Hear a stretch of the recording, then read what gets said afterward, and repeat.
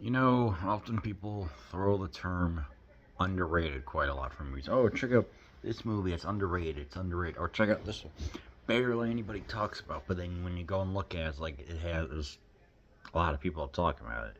Or ones that are like, oh, it's forgotten about, but you still see circles of people discussing it.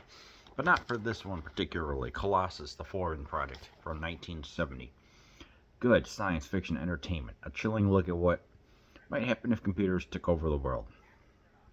It's pretty much what it is. 1970 sci-fi cautionary tale of computers and what happens. They went rogue, acquired power, and everything else. Yes, you've heard this before, but in my opinion, this one feels like this is what could really happen in a then modernistic sense. So, let us get Dr. Charles Foreman. He's a man who fits the I want to fits the conventions of a scientist. He created the computer. Two, he talks with the president. And three, we get to see him silently walking, looking at his creation. I'm like, you go on. I'm liking what I see. I mean, when you look at this, you see it looks like this is an interior right here. And I mean, yeah, they do show a little bit of the interior, but what it's more about is his multiple people's way of trying to overload the circuits and help defeat the computer. So, what sets this apart from everything? Well, total surveillance of our hero. He's not he's not exactly immune to everything. You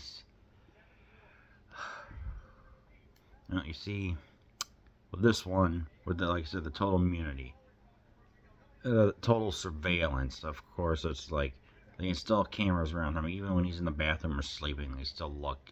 They still have the cameras there, which comes to play later. But for the first half, it's the computer communicating with him, saying, "Yeah, hey, we have all this going on." So, like, also noticing that the Russians have their own computer, the Guardian.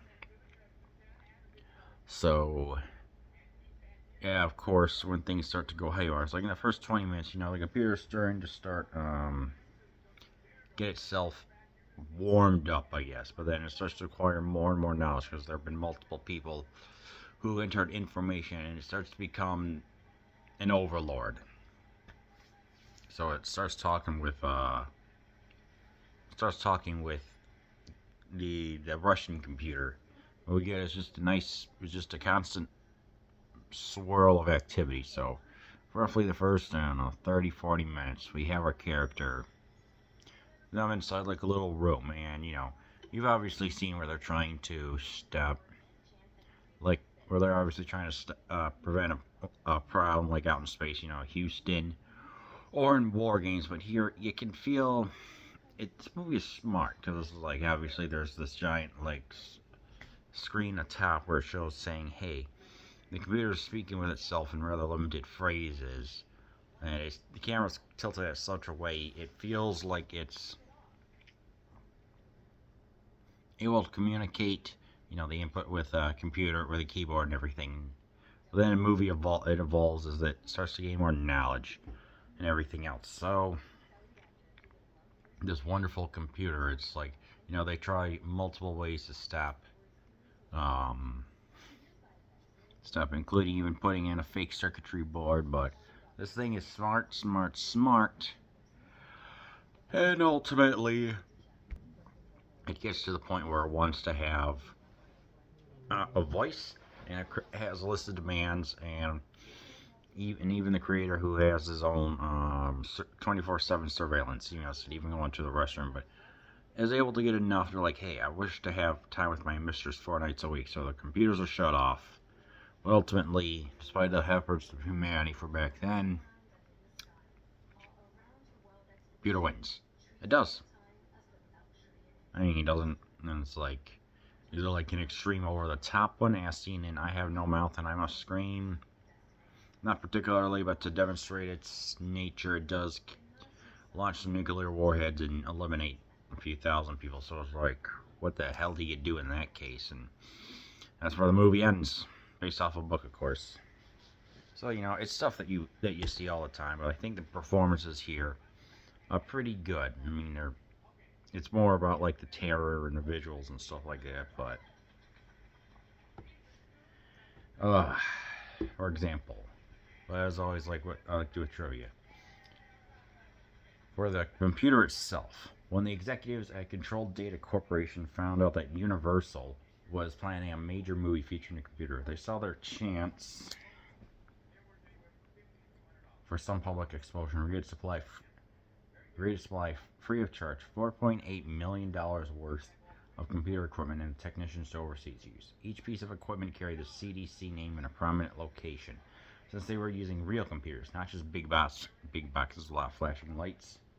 The sound stage underwent extensive modifications. 7 gas heaters and 5 specially conditioned dehumidifiers kept any dampness away from the computers. A climate control system maintained the air around the computers at an even temperature, and the equipment was covered up all times except when actually on camera.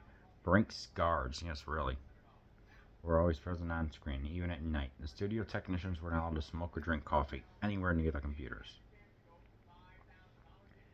And in the movie, one of the attempts to regain control of Colossus, not to try and overload the machine by feeding it too much data. The sequence is not in the original D.F. James novel Colossus, on which the movie is based. However, it is a major plot point in the sequel, The Fall of Colossus.